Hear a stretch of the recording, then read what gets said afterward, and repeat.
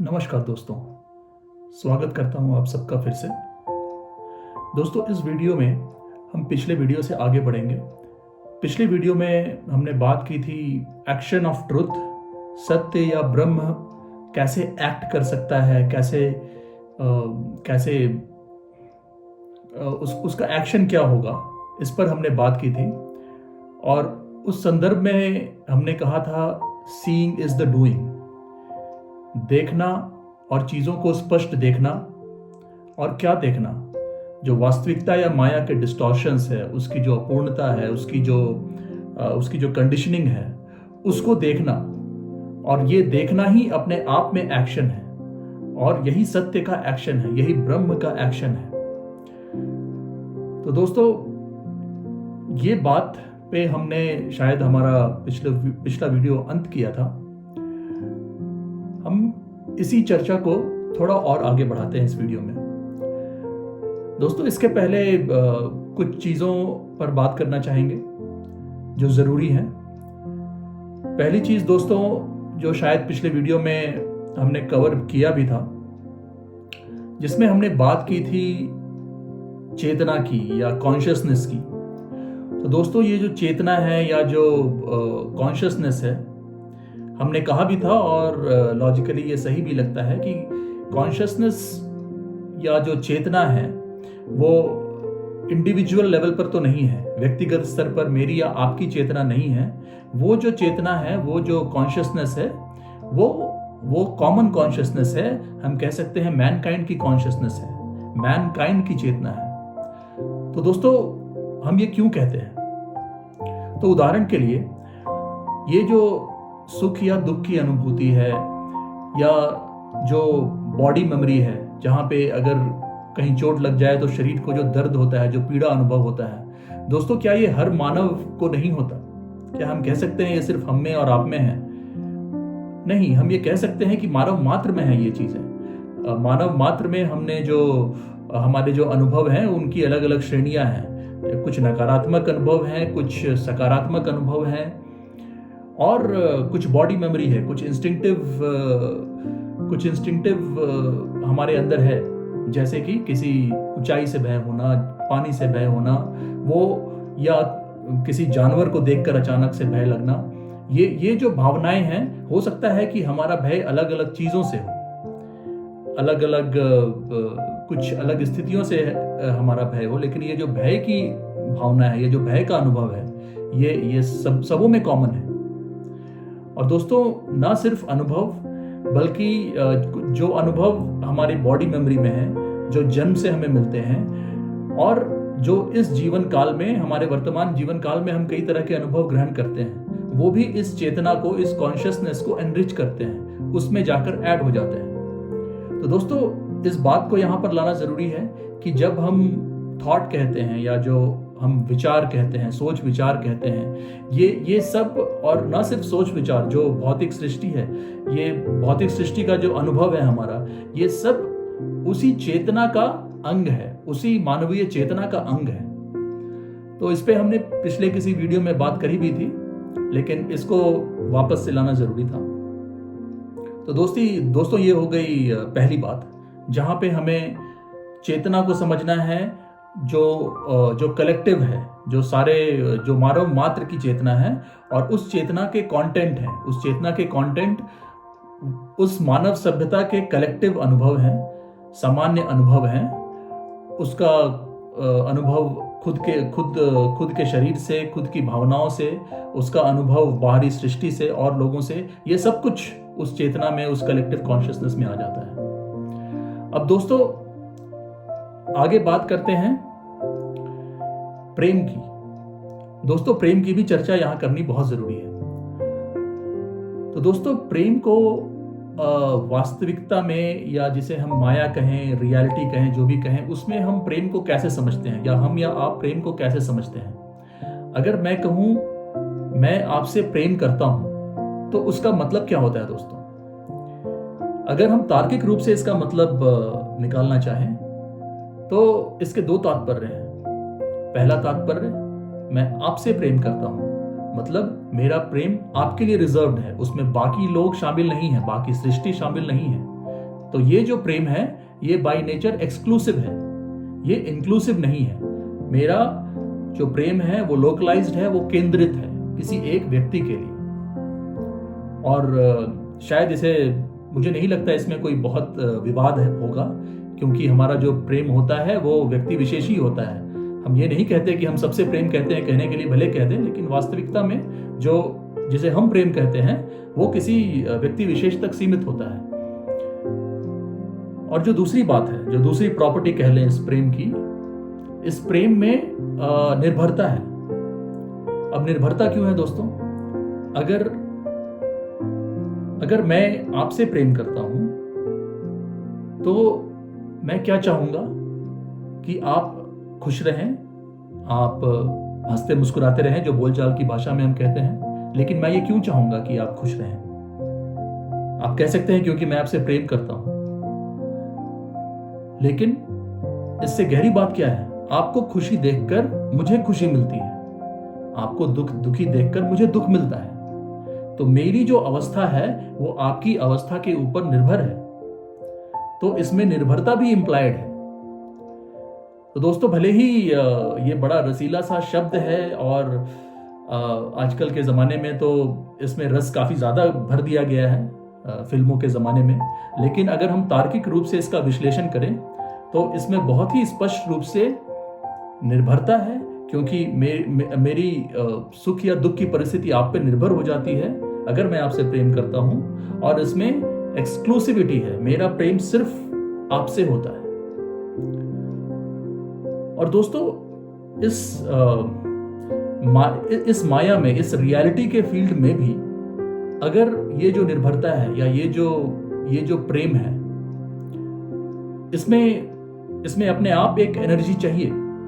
अगर मुझे जिससे मैं प्रेम करता हूं उसे खुश रखना है तो उसके लिए जो जतन होते हैं उस जतन को करने के लिए एनर्जी चाहिए।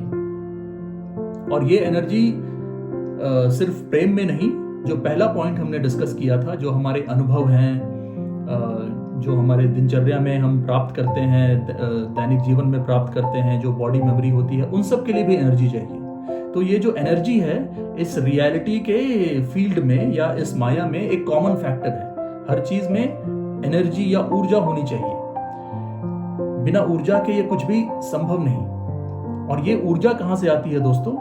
ये ऊर्जा माया के अंदर की ऊर्जा है, ये माया कहीं से ले नहीं रही। ये इस जगत को, इस माया को ये एनर्जी कोई दे नहीं रहा, ये उसकी खुद की जनरेटेड एनर्जी है, जिसे हम कामना की एनर्जी, डिजायर की एनर्जी कुछ भी कह लें, लेकिन ये एनर्जी उसकी खुद की है। तो दोस्तों, यहां हमने बात करी चेतना की, जो मानवीय चेतना है, हमने बात करी प्रेम की। अब हम तीसरी बात करते हैं दोस्तों, स्पेस एंड टाइम की। दोस्तों, यहां पे मैं कहना चाहूंगा कि बहुत सारी चीजों को एक्सप्रेस करने के लिए सटीक शब्द नहीं मिलते, इसीलिए कई बार हिंदी और अंग्रेजी का मिक्सचर होता है। लेकिन बात को कन्वे करने के लिए जो भाषा में जो शब्द मिले उसका मैं इस्तेमाल कर लेता हूँ। तो दोस्तों, स्पेस या टाइम को शायद हमारी भाषा में काल ही कहते हैं। काल ही शायद एक कॉमन शब्द है स्पेस और टाइम दोनों के लिए, लेकिन हम जानते हैं स्पेस और टाइम एक्सपीरियंशियली हम अलग अलग देखते हैं। तो दोस्तों, स्पेस और टाइम क्या है? दोस्तों, दोनों को एक साथ देखने के पहले हम सिर्फ स्पेस की बात करते हैं। तो दोस्तों, स्पेस क्या है? स्पेस सेपरेशन है।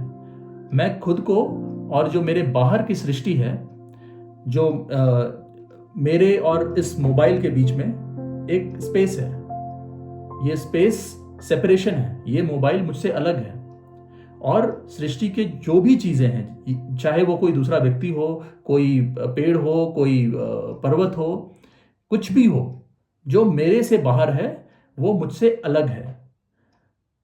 तो क्योंकि वो मुझसे अलग है, इसीलिए हम कहते हैं कि दोनों के बीच में स्पेस है। अब अगर स्पेस है तो मुझे एक पॉइंट से दूसरे पॉइंट में जाने के लिए समय लगता है। तो ये समय इसीलिए है दोस्तों, क्योंकि ये सेपरेशन है। अगर हम कहीं से कह लें कि सेपरेशन है ही नहीं, तो फिर समय का कोई मतलब हम निकाल नहीं सकते। तो दोस्तों ये बात मुझे लगता है कि स्ट्रेट फॉरवर्ड है, स्पष्ट है। लेकिन जो बात शायद बहुत स्पष्ट नहीं है वो ये कि ये जो सेपरेशन है, ये सेपरेशन कौन करता है? ये सेपरेशन आप या हम करते हैं। और जब हम आप या हम कहें तो आप या हम हैं क्या? हम इस पे बात कह चुके हैं कि हम तरह तरह के सोच विचार हैं, हम वो चेतना है जो कलेक्टिव कॉन्शियसनेस ऑफ मैनकाइंड से आई है, ये सब कुछ है। और साथ में हम शरीर हैं, हम प्रकृति हैं। तो दोस्तों हमारा शरीर भी बड़ा ही जटिल है और तरह तरह के इसमें कंपोनेंट हैं, कलपुर्जे हैं। ऐसा तो नहीं है कि ये अपने आप में एक एंटिटी है। इसको बनाने के लिए मस्तिष्क चाहिए। मस्तिष्क के बाद जो हमारे शरीर के अलग अलग अंग हैं, आँख है, नाक है, जो हमारी ज्ञानेंद्रियां हैं, हमारी कर्मेंद्रियां हैं, तरह तरह की इंद्रियां हैं। तो ये बड़ा ही कॉम्प्लेक्स सा मशीन है। तो अगर हम गौर से देखें तो ये कोई एक एंटिटी तो नहीं। फिर भी क्या वजह है कि ये सेपरेशन हम अपने शरीर में या अपने आप में महसूस नहीं करते। हम बाहरी सृष्टि को तो खुद से सेपरेट देखते हैं, लेकिन जो मैं है, जो हमारा शरीर है, या जो भी हम जिसे भी मैं कहें, उसमें तो हम कोई सेपरेशन नहीं देखते।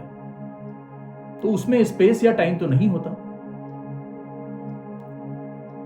और शायद ये बात हम उतना सोचते नहीं, इसीलिए शायद ये स्वाभाविक रूप से हमारे दिमाग में नहीं आता। लेकिन ये जो सेपरेशन का कॉन्सेप्ट है या स्पेस का कॉन्सेप्ट है, ये हमारे बाहर अप्लाई करता है। हमारे अंदर जो भी अलग अलग जो बहुत ही जटिल व्यवस्था है, अलग अलग ऑर्गन्स की शरीर को बनाने में, और उसके अंदर की जो बहुत जटिल संरचना है।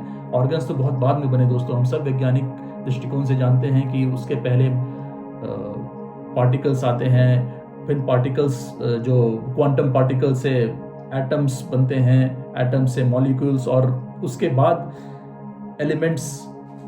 और जब ये बेसिक एलिमेंट्स बन जाए तब शायद एक बहुत ही कॉम्प्लेक्स प्रोसेस से इस मानव शरीर का जन्म होता है। तो जिसमें इतना लंबा प्रोसेस लगा है जिस शरीर के निर्माण में, और जिसमें इतनी सारी कॉम्प्लेक्स मैकेनिज्म है, उस शरीर या उस भावना में हमें ये सेपरेशन क्यों फील नहीं होता? मैं में हमें कोई सेपरेशन फील नहीं होता दोस्तों। इसे अगर हम इस ढंग से समझना चाहें कि हम अपने शरीर में कोई सेपरेटनेस, कोई स्पेस महसूस नहीं कर रहे हैं, लेकिन बाहरी सृष्टि में स्पेस महसूस कर रहे हैं। तो अगर हम ऐसे इमेजिन करें, ऐसा मान लें कि जो ब्रह्म है, जो ईश्वर है, ये सारी सृष्टि उसका शरीर है। अगर हम इस ढंग से ले लें जैसे कि हमारा शरीर है, तो हमें हमारे शरीर में तो कोई सेपरेटनेस, कोई स्पेस का अनुभव नहीं होता। तो अगर हम सारी सृष्टि को ब्रह्म का शरीर माने, सत्य का शरीर मान लें, तो क्या वहां कोई स्पेस रह जाता है दोस्तों? तो दोस्तों ये परिप्रेक्ष्य स्पेस और टाइम को बताना या उसको एक्सप्रेस करना इसलिए जरूरी था क्योंकि हम हमेशा कहते हैं कि ब्रह्म या सत्य टाइम में नहीं है। तो उसको ग्रैस्प कर पाने का कोई आसान तरीका नहीं, लेकिन मुझे लगा कि शायद इस उदाहरण से इसे बेहतर एक्सप्रेस कर पाए। तो दोस्तों ये 3 चीजें हमने देखी, जो मानवीय चेतना है, मानवीय चेतना में जो सोच विचार हैं। दूसरी बात हमने देखी प्रेम क्या है वास्तविकता की दुनिया में, और तीसरी बात हमने थोड़ा स्पेस के बारे में समझा, और स्पेस क्या है, सेपरेटनेस है, और उस सेपरेटनेस की वजह से टाइम है। तो दोस्तों ये 3 चीजें क्लियर करने के बाद इन 3 चीजों के कॉन्टेक्स्ट में हम सत्य के एक्शन को, ब्रह्म के एक्शन को समझने का प्रयास करेंगे दोस्तों। और दोस्तों कहने में मैं ब्रह्म का एक्शन कह लूं, सत्य का एक्शन कह लूं, लेकिन ये सब एक ही है दोस्तों। जो एक्शन है और जो ब्रह्म है वो अलग नहीं है। हमने कहा ब्रह्म का एक्शन क्या है, इंटेलिजेंस है। इंटेलिजेंस और ब्रह्म भी अलग नहीं है। तो हम ये कहने की बजाय कि ब्रह्म के एक्शन को समझने का प्रयास करेंगे, हम ये भी कह सकते हैं कि ब्रह्म को समझने का प्रयास करेंगे। तो ये ब्रह्म को समझने का या ईश्वर को समझने का प्रयास डेलिबरेटली शायद जेके नहीं करते थे, इसीलिए मैं भी नहीं करता, मैं भी नहीं कर रहा हूँ। क्योंकि अगर हमने इसको इस ढंग से रखा कि हम ब्रह्म को जानेंगे या ईश्वर को जानेंगे, तो जो हमारा जो थॉट प्रोसेस है वो एक्टिव हो जाएगा, जो पुरानी मेमोरीज हमारे अंदर फीड की हुई हैं वो एक्टिव हो जाएगा, और हम उसी ढांचे में सत्य को सीमित करना चाहेंगे। तो इसीलिए दोस्तों मैं सत्य का एक्शन कहता हूं, ब्रह्म का एक्शन कहता हूं, सिर्फ ब्रह्म नहीं कहते। लेकिन अगर मैं ये कहूं कि मैं ब्रह्म को जानना चाहता हूं या मैं ब्रह्म के एक्शन को समझना चाहता हूं, ये दोनों बात एक ही है दोस्तों। तो दोस्तों अगले वीडियो में इन 3 कॉन्सेप्शंस की जो हमने बात की उसके चश्मे से या उसको यूज करके हम ब्रह्म के एक्शन को या ब्रह्म को समझने का प्रयास करेंगे। या मैं ये नहीं कहता कि समझने का प्रयास करेंगे, उसकी इंक्वायरी करेंगे। तो दोस्तों इंतजार कीजिए नेक्स्ट वीडियो। धन्यवाद।